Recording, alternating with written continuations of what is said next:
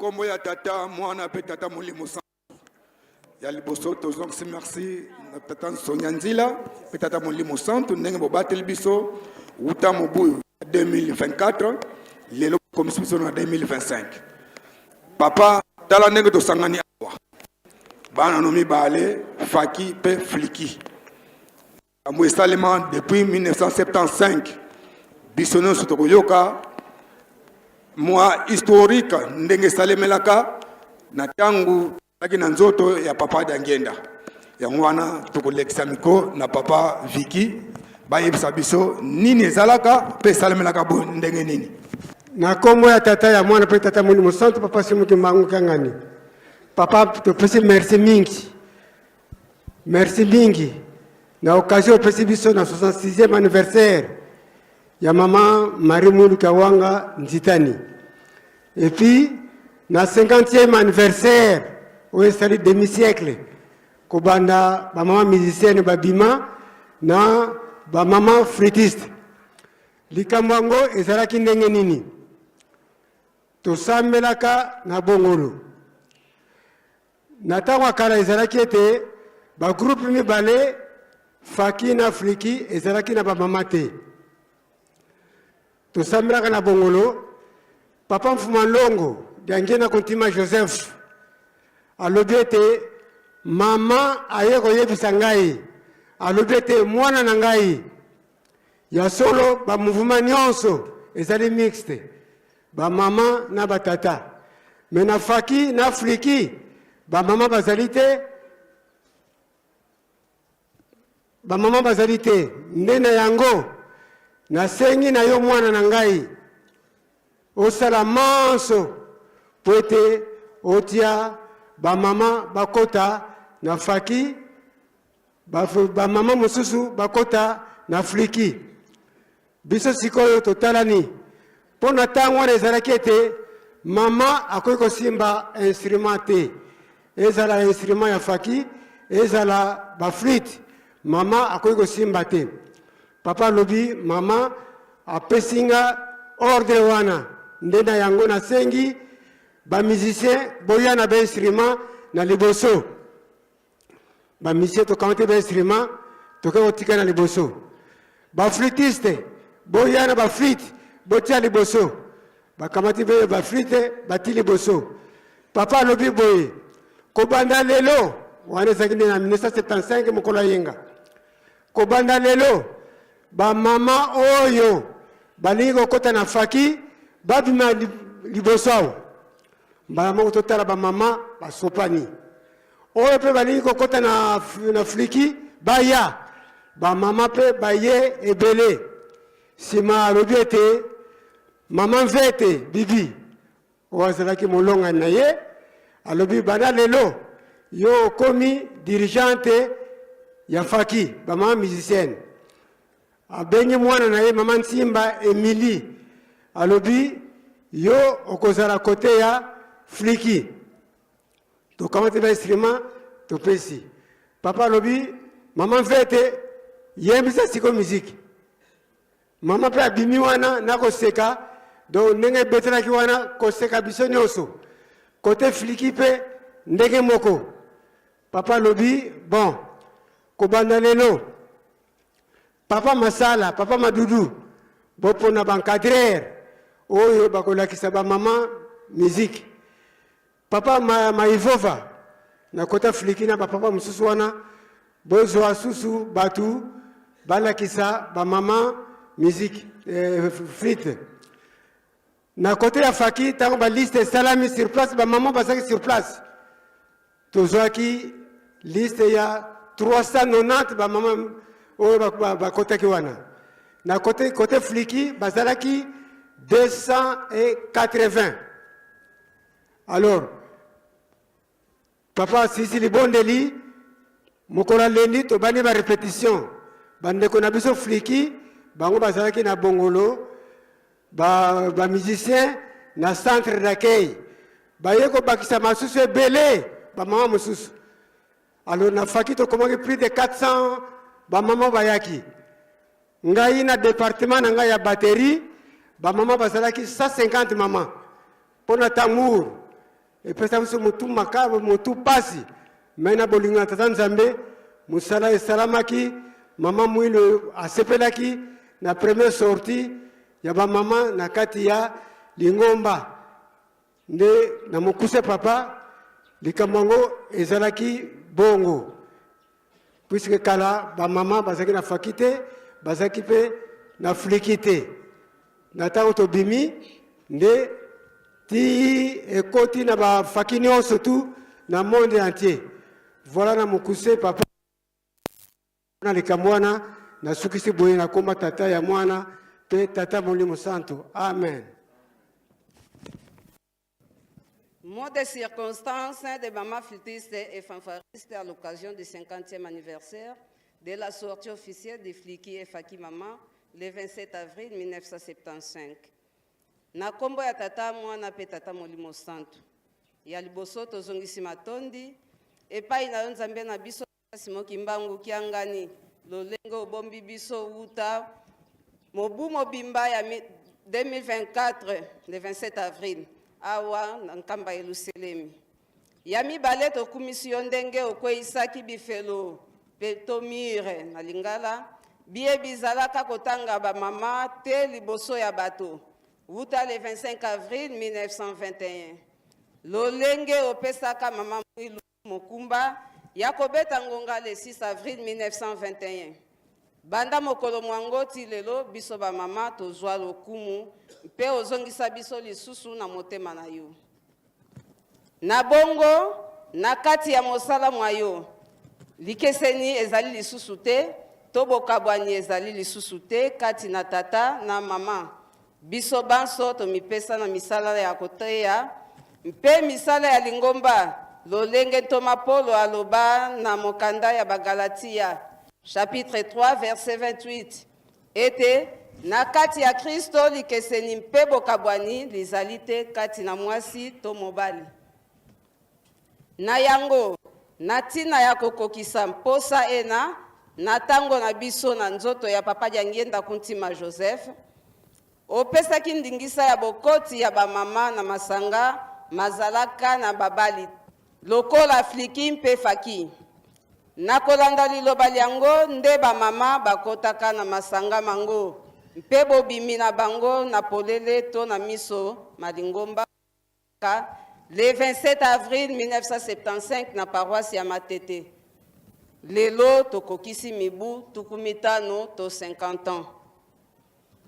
Atako ba mama bae babetaka mindule mokolo mwango mingi batika biso.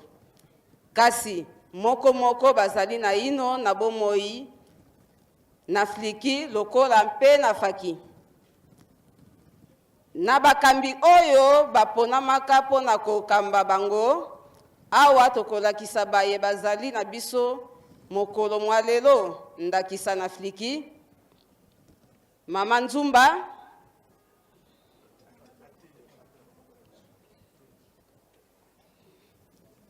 Mama Nzenze, Mama Makiese Makani Jackie, Mama Luau,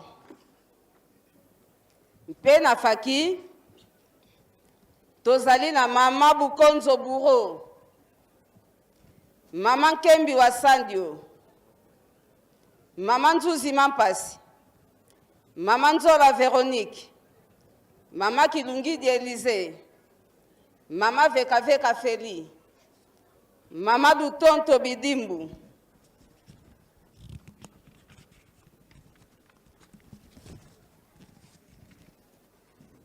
Mama Lutonadio Anne, Mama Yala, Mama Nsona, Mama Nzonzi, Mama Matinda, Mama Watunda Kilio, Mama Lisungi.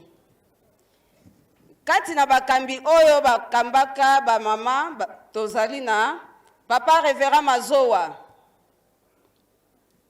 Papa Ntimba Mampuya, Papa Malamba, bango wana bazali po na fliki. Mpe na faki, tozali na Papa Ndongala Lusakweno Viki, Papa Kaluzaya Albert, Papa Mbungu Gabriel, Papa Mfumwangani Arthur. Nde tata tosengi na yo osunga biso na banzoto mpe milimo na biso. Poto mema mosala na yo ya solo atako mikakatano minyoko pe bitumba bizingi biso pesa biso se bobangi bwa yo pona lokumu ya kombo na yo.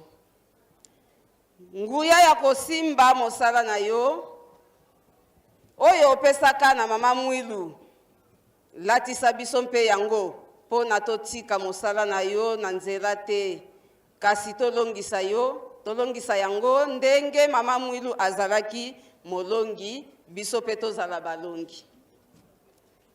Mama Eva akweyaki yango ekeke ya ba mama nyonso balandaka ye batangamaka te.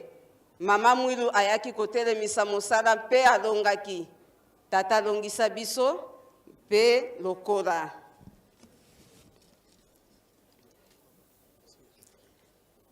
Na kombo ya tata mwana pe tata Molimo Santu, tata Nsongia Nzila, biso bana na yo, liloba kopese pai na yo.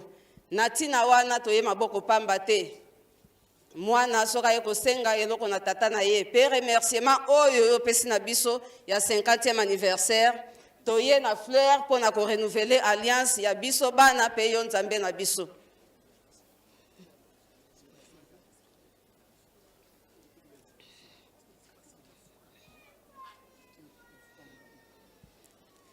Nantina wana toye pe na photo po otalaka elongi na biso fliki comme faki mama, photo ya Mama Mwilu.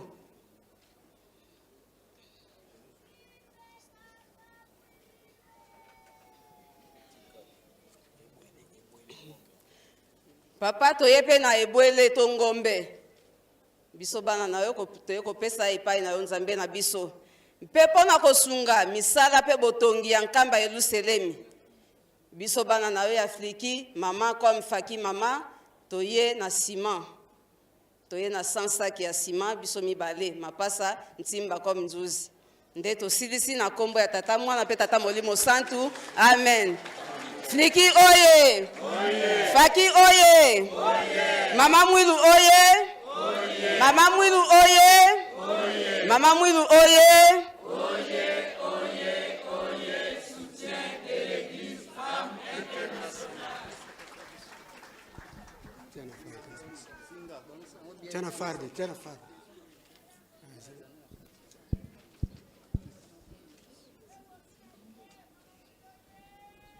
Kimangisme oye! Esengote!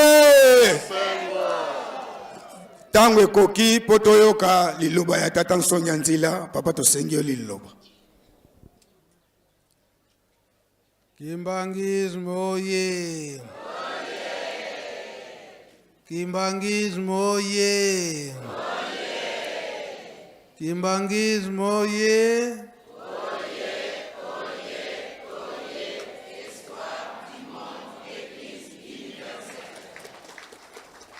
Nkamba oye!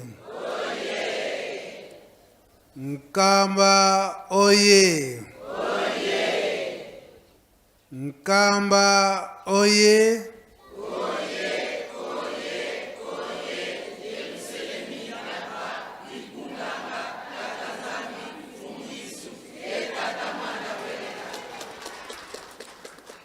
Ba mama Faki oye! Ba mama ya Faki oye! Ba mama ya Faki oye! Ceinture ya papa toujours à la Ba mama Fliki oye! Ba mama Fliki oye! Ba mama Fliki oye! héritage du Saint-Esprit. Esengote!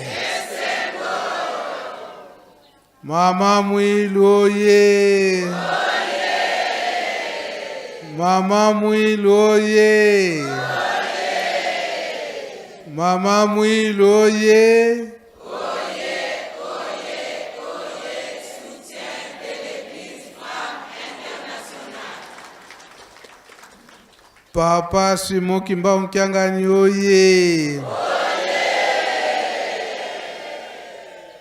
Papa Simon Kimba Mkiangani oye! Papa Simon Kimba Mkiangani oye!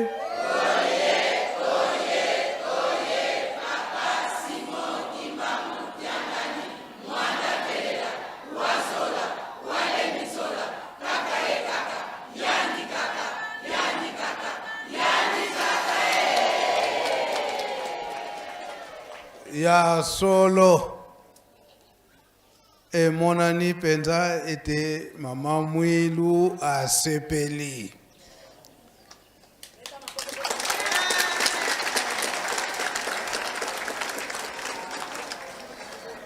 Pona nini likambo oyo ayebisaki na mwana na ye papa de Angenda na Tina na biso ba mama na groupe ya Faki pe Fliki papa de Angenda atosaki ndenge salamaki na 1975 lelo oyo ekomi na 50 ans. Esengote. Kolobete Mama Mwilu asepeli yango atieli biso mvula ya mapamboli.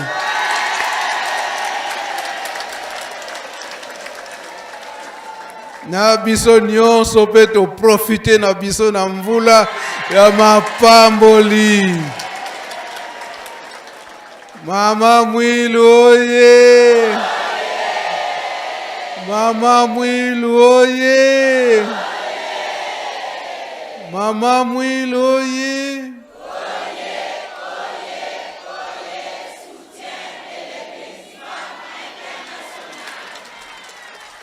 Komona ete na biso Faki na ba musicien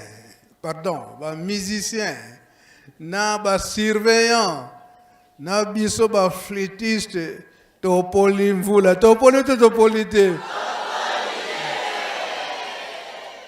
Na biso nyonso pe topoli toprofite. Ya bino kaka te bato bokokisi 50 ans. Ya biso nyonso.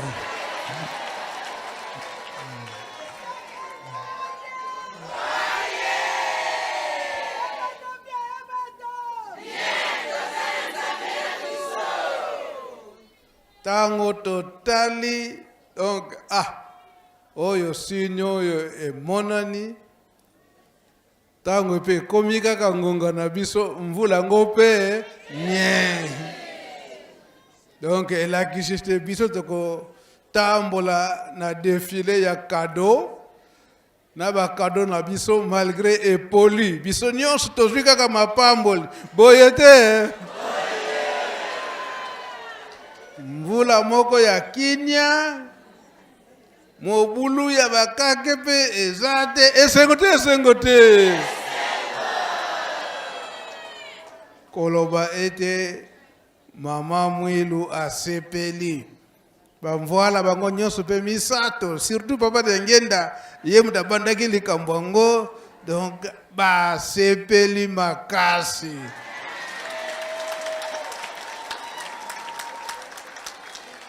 Donc, kolobate ete nzela oyo tozali kolanda. Ezali nzela ya nini? Ya solo. Araignée. Donc, tobosa na nzela te. Tobosa na nzela te. Oyo batata batikili kotikela biso. Kobosa na banzela ezalaka ete soki mwendre likambo, obosani libondeli, ke batata balobaki likambo nyonso ekoyela biso liboso nini ya bondeli. Yo okomi koluka likambo yo euti wapi? Nakende koluka babikudi pe baza pene baza kozela biso. Toyebaka ete tango tokokendeke pai na bango ye pe soki yeli nga na bengaki yete ye moko mutayaki eza boyete. Ayaki na bolingo na ye, nga nazoluka mbongo na ngai, bosiko nasala nini? Naza pe na posa ya mbongo. Nga nazwi mbongo na ngai, banganga pe batelemi kaka na esika wana. Bandoki pe batelemi kaka na esika wana. Po lokola ye abungisaki na ye nzela, yango pe tango aye pai na nga toko boya te. Boya te? Yango tokangama kaka na nzela moko ya kokendele. Donc, koloba ete na oyo batika biso bzaki na lisanga oyo ba mama musicien, ba mama flûtiste. Na biso tata Nzambe apesi biso bomoi. Pe oyo bazali kolanda ba recrue. Donc, tolanda nzela boni moko kaka. Yango na tango tolandi nzela moko bango pe bakotika biso te. Ezala na ntango ampasi, ezala na ntango bisengo, bango bakoko bosa na biso te. Boye te? Yango awa tokokisi 50 ans. Koloba ete esito koli. Boye te? 50 ans, âge, il y a sagesse. Sagesse, elingi koloba. Likambo nyonso oyo ekoyela yo kanisa nano avant o répondre. Kanisa nano ndenge nini na kumemela. Kozala teke mbala moko lokola tata moko ozalaka na lukengo soko yebisi likambo yo ndenge nini omoneli yango kende kolala lobi bongo pesa nga réponse yekuta kanisi nanu te réponse na ye kaka ngai réponse na nga ezalaka nango musika te nazalaka nango kaka na bambebo ntango oyebisi nga likambo ngai moko mpe na réplique tozala ndenge wana te donc tokomi na age ya sagesse surtout likambo oyo tondimela ya koyembela kobetela tata molimo santo tozala très prudent na likambo nyonso oyo ekoyela biso tozala kaka makasi na mabondeli po ete tokoka kolemba te lelo oyo tozali likambo nyonso motambolisi na biso alobi nini motambolisi yango toyebi ye nani yende aza kopesa biso renfort na nzela oyo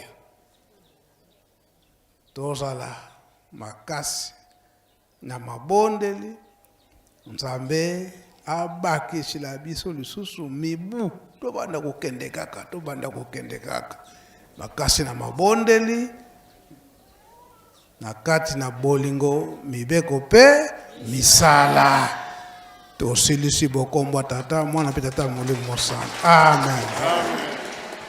Faki oye! Fliki oye! Tolandi na bokebi nyonso matei oyo tozwi. Oyo aza na matei oyo asala nini? Oyo aza na motema asala nini? Tika totonda yango okombo ya tata mwana pe tata molimo santo. Okombo ya tata mwana pe tata molimo santo. Merci beaucoup.